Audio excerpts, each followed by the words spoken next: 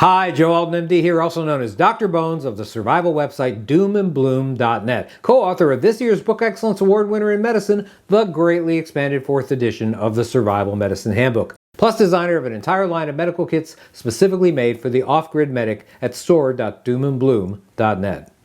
Let me ask you a question. If you were caught on your own in a long-term survival scenario, which of the 5 senses would you most depend on? I'll bet you picked your vision. Indeed, it's a sense that will be the biggest determinant of your chances for survival. For such an important aspect of a human's life, so many have a vision defect. Nearsightedness, farsightedness, astigmatism, and others. Nobody gets older without their vision changing at a certain age. That's why it would be wise to have corrective LASIK surgery, now pretty affordable, to get that 20/20 vision that you would want in times of trouble. I had it done and I now have the eyes of an eagle. A really, really old eagle. Okay, at least get some spare eyeglasses in your medical storage. That would be useful.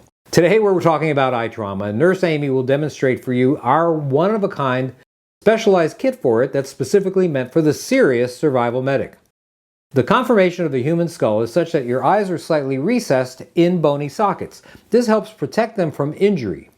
Despite this, there are many activities of daily survival that can be traumatic to your eyes. These include accidents while using tools, splatter from bleach or other household chemicals, or grease splatter from cooking, splinters from chopping wood, hot appliances near your face like hair dryers or curling irons. I know my curling iron is a real hazard, I'll tell you.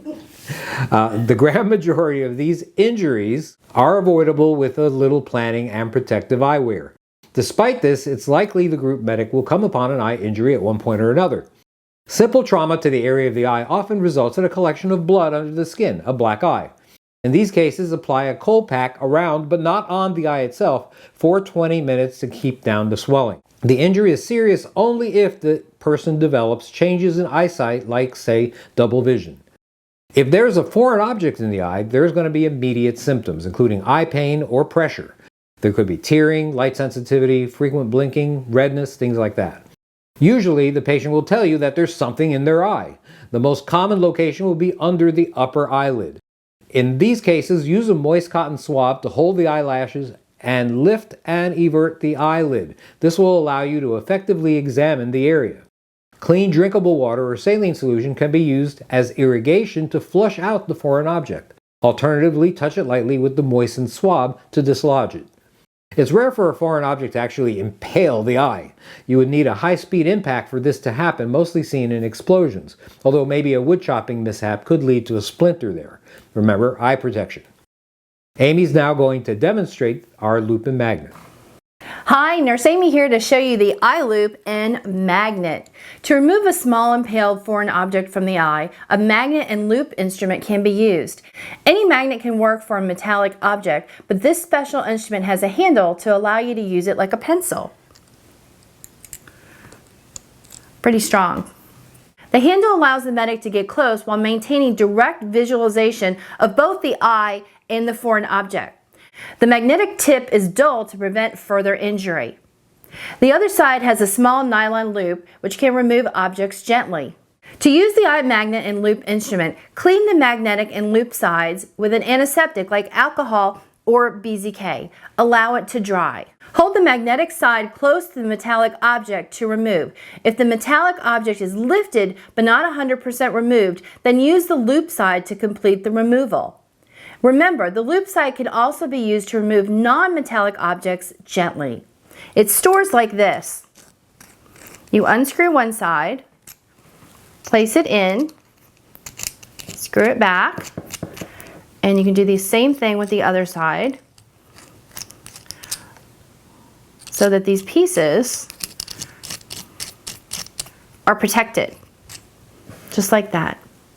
Now, I have to say that even in the best of circumstances, foreign objects are difficult to remove without causing scarring and vision loss, especially if it's on the cornea or pupil. Let's talk about corneal abrasions. Let's say you looked and there's no foreign object. Take a close look at the cornea itself. The cornea is a clear layer of tissue over the colored part of the eye, that's called the iris, which exists for purposes of protection and to help with focusing. When this layer of tissue is scratched or damaged, it's called a corneal abrasion. These are pretty common, especially in those people who wear contact lenses. The patient will probably complain to you that they feel that there's a grain of sand in their eye, especially when they blink. Sometimes an eye injury can't be seen easily. To find the abrasion, a special fluorescein dye can be added to the eye. A commercially available and inexpensive cobalt blue light is then used to highlight lacerations. Here's Nurse Amy to demonstrate. Here's how to use the fluorescein strips and a cobalt pin light, as seen here. Strips and the cobalt pin light, which turns on by just pressing down right here, and the light comes on. Place 1 to 2 drops of sterile eye wash that's in the kit or sterile saline to the fluorescein strip. Ask the patient to look upwards and pull down on the lower lid of the injured eye. Touch the strip to the surface of the eye located under the lower lid. Release the lid and ask the patient to blink a few times to spread this orange colored dye. Then use the cobalt blue light to visualize any abrasions that appear. They will look bright green. The dye will wash out of the eye naturally, but an eye wash can be used if desired. The abraded eye needs to rest and heal. After flushing it with clean water and using antibiotic drops if available, cover the closed eye with an eye pad, seen here, or a 2x2, alternatively as a pad, and then an eye patch, seen here. Alternatively, the bottom of a paper cup can be substituted if you don't have an iPad or an eye patch and the eye is painful. It's wisest to cover both eyes, as the open eye will move around and the closed eye will follow with its movements. As covering both eyes can cause agitation, make sure that you put a small peephole on the bottom of the cup over the unaffected eye so it can see. This will limit movement but relieve anxiety. Over the next few days, the eye should heal by itself. Use ibuprofen or pain relief if necessary. Now, the edges on this cup are a little sharp, so I do recommend, if you have some gauze or even some cotton, to go ahead and cut a square, cut the area inside where the eye will be, because you're just patting the outer edges of this cup, like so. So that what's touching the skin has some padding. And then you can go ahead and put that over the eye. And remember to put a hole in the eye that can see, but this will pad it, and it's a good alternative to eye patches if you don't have them. For prevention of corneal damage, consider this. As medic, you must enforce the use of eye protection whenever you're performing any activity, or your people are performing any activity that could possibly cause an eye injury, such as shop work, target shooting, or using power tools. Anyone who's close to you when you're doing these activities should also wear protective gear. When working in the yard, make sure you watch for low-hanging branches. Be sure to remove loose objects that are in your path. Make sure that your kids never point water under force, say from a garden hose, at somebody's face. That's very important. You want to put in contact lenses carefully. You want to not sleep in them. You want to keep your fingernails trimmed short, and you will want to employ a grease shield whenever you're using a frying pan. Occasionally, blood trauma to the eye or even simple actions like coughing or sneezing may cause a patch of blood to appear in the white of the eye. This is called the subconjunctival hemorrhage, and although not painful, can be alarming to the patient. It's usually harmless though, and will clear up in about a week without treatment. A more serious condition is called a hyphema. In hyphemas, there's bleeding covering the iris and perhaps even the pupil. The patient may experience pain and vision may be blurry, cloudy, or otherwise affected. If so, there's more cause for concern. Evaluate this injury the same way you would evaluate an abrasion. Treatment for hyphemas involves keeping the patient's head elevated to allow any blood to drain to the lower part of the eye chamber. This strategy may help preserve vision. Cold compresses attached to the affected eye are also recommended, perhaps using natural substances like chamomile. Be aware that recovery might be slow. How about chemical injuries? In an event where the eye is exposed to noxious chemicals, burns and other reactions may occur. Rapid action is required in these cases. You got to really act fast.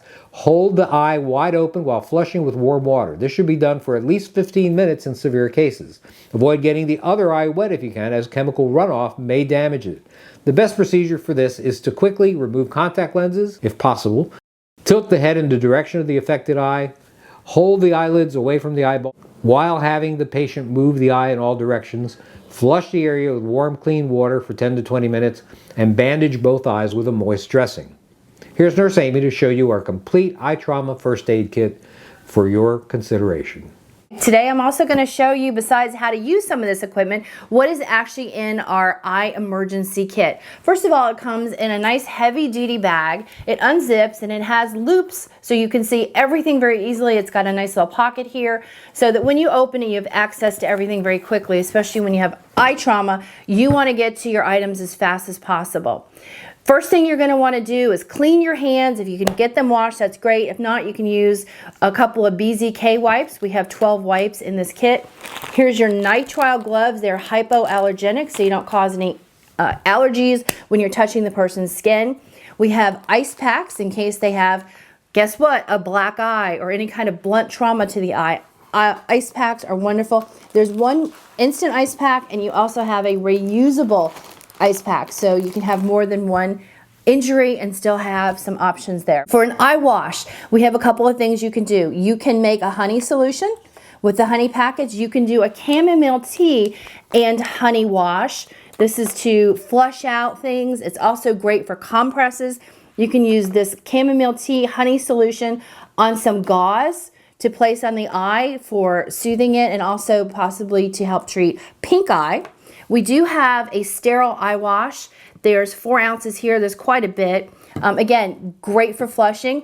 Now, the easiest thing to do with flushing is to put a little bit of the solution into the eye cup, place the eye cup over the eye with the eye open, look down, and then look up, flush it. You can look back down if it's bothering the patient, and then flush it again. And you want to look all around when the eye cup is on. So that's really good to flush out any objects that might come out easily and you don't have to use the eye loop.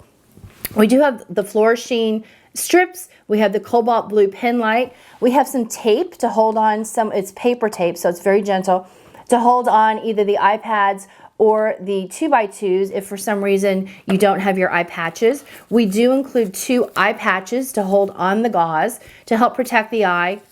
Again, if you have an injury, you're probably going to want to use both these eye patches so that there's not a lot of movement. Whenever you move one eye, the other eye follows. So it's uncomfortable for the patient. If you do have an affected eye and the patient's having a lot of anxiety, you may want to put a hole in the unaffected eye so that the patient's not just blind. We have 2 shields. These are plastic shields. Again, these are to protect the eye in case you had an injury. It'll prevent you from having further injury. Now, if there's also some kind of object you cannot get out of the eye, this would protect it so it wouldn't be further pushed in if you're going to see somebody with some training or if you end up going to the emergency room.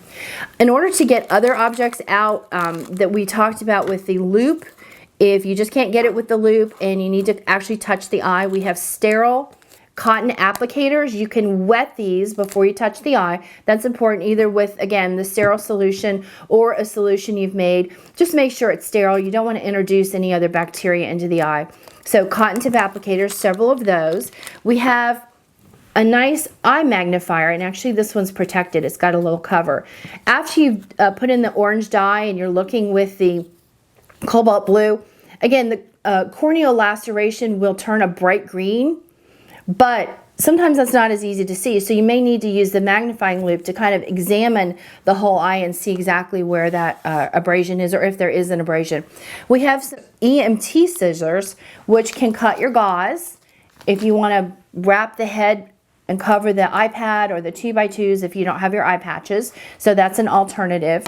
We have some soothing eye drops. Sometimes your eyes just dry or irritated, and just some nice lubricating drops would be a good thing to soothe it. And that is about it. So we have all of this in the kit, and you can find it on store.doomandbloom.net. Thank you for watching. We appreciate it. Hey, check out our eye kit or any of the many other quality kits in our entire line at store.doomandbloom.net. Don't forget to get your copy of the Book Excellence Award-winning Survival Medicine Handbook's 4th edition. You'll be glad you did.